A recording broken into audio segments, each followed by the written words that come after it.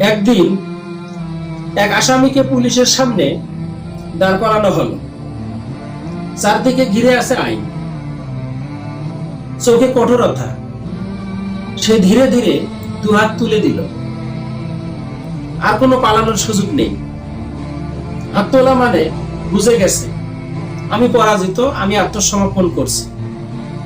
ঠিক সেই মুহূর্তে মনে পড়ল, আমরাও তো দিনে 5 বার নামাজে দাঁড়িয়ে দুহাত তুলে বাঁধি।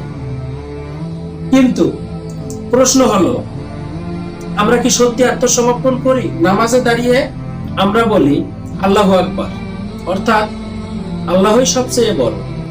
কিন্তু নামাজ শেষ করে বেরিয়ে কি আমরা সুদে জড়াই না, ঘুষ নেই না, মিথ্যা বলি না, কারো অধিকার নষ্ট করি না? পুলিশের সামনে হাত তোলা মানে নিজের সব শক্তি ছেড়ে দেওয়া, আর আল্লাহর সামনে হাত তোলা মানে নিজের নফস, লোভ, অহংকার, আরাম সবকিছুকে ছেড়ে দেওয়া। আসল আত্মসমর্পণ হলো এই দোয়া করা নয়, এই সিদ্ধান্ত নেওয়া, হে আল্লাহ, আমার দ্বারা যেন কোনো মানুষ কষ্ট না পায়, আমার হাতে যেন হারাম না আসে, আমার পেটে যেন সুদের টাকা 1 ফোঁটাও না যায়, আমার ক্ষমতা যেন জুলুমের জন্য ব্যবহার না হয়।